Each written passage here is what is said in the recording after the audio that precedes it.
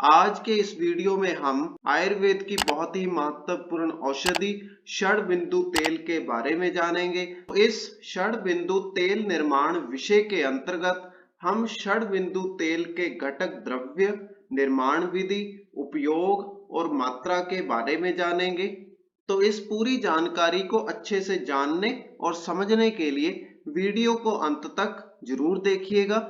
तो सबसे पहले षडबिंदु तेल निर्माण के अंतर्गत घटक द्रव्य का हेडिंग लिखा है, जिसके बीच में यहाँ पर 11 प्रकार के घटक द्रव्य लिखे हैं, जिसमें सबसे पहला एरेंडमूल है, दूसरे नंबर पर तगर है, तीसरे नंबर पर सौंफ है, चौथे नंबर पर जीवंती, पांचवें नंबर पर रासना, छठे नंबर पर अगरू, सातवें नंबर पर सैंधव लवण, आठवें नंबर पर भृंगराज, नौवें नंबर पर विडिंग, 10वें स्थान पर मुलेठी, 11वें स्थान पर सौंठ है।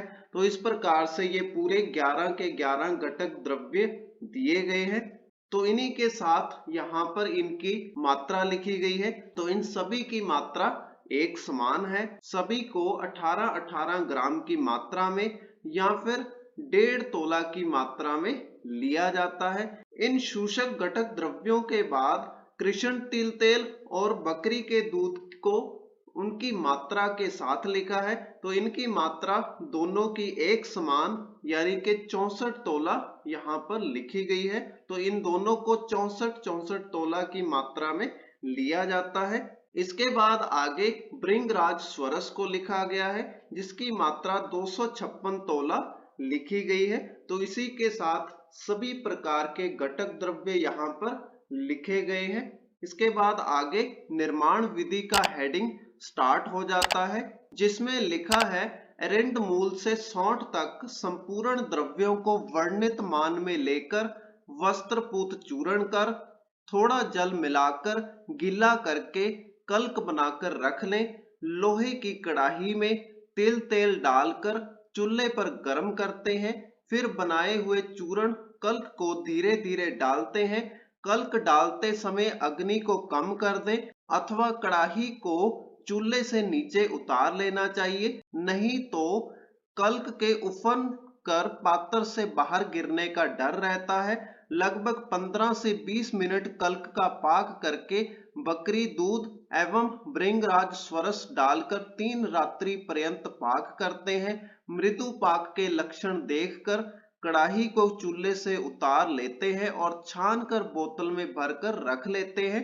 तो इस प्रकार से यहाँ पर निर्माण विधि को बताया गया है। तो अब इस निर्माण विधि को समझ लेते हैं। तो इसमें सबसे पहले एरेंड मूल से लेकर सौंठ तक जितने भी प्रकार के शोषक द्रव्य हैं, उन सभी को एक समान मात्रा में लेकर उनका वस्त्रपूत चूर्ण तैयार किया जाता है। चूर्ण बनाने के बाद इस चूर्ण के अंदर थोड़ा सा जल मिलाकर इतना गीला किया जाता है कि इसका कल्क बन जाए।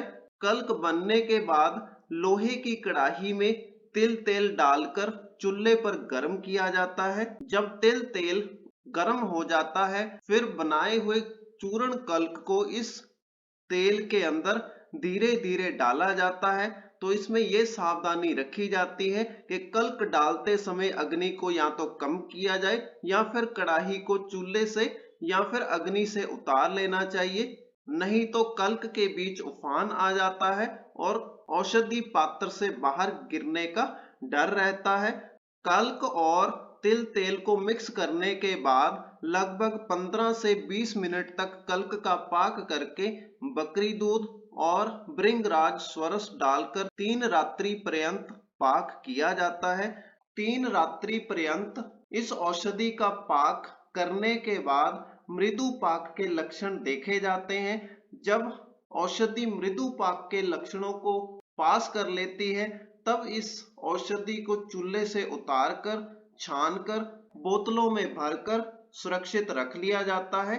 इसके बाद अगला हेडिंग मात्रा का लिखा है, जिसके अंदर लिखा है 3-3 बूंद दोनों नथुनों में। तो इस औषधि का प्रयोग नाक के अंदर नस्य कर्म के लिए किया जाता है।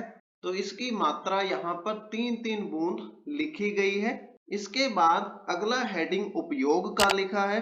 तो इस औषधि के उपयोग के अंदर लिखा है कि यह औषधि केशपतन, प्रतिशाय, नासा अवरोध एवं अन्य ऊर्ध्व जत्रुगत विकारों में उपयोगी है, जिसमें केशपतन का अर्थ बालों का झड़ना होता है, प्रतिशाय का अर्थ जुकाम होता है, नासा अवरोध का अर्थ नाक में किसी प्रकार की रुकावट होना है। तो इसी के साथ हमारी आज की वीडियो का विषय षड्बिंदु तेल यहीं पर समाप्त होता है। अगर आपको वीडियो अच्छा लगा तो वीडियो को लाइक करें और इसी प्रकार के कंटेंट को रेगुलर प्राप्त करने के लिए हमारे YouTube चैनल को सब्सक्राइब करें।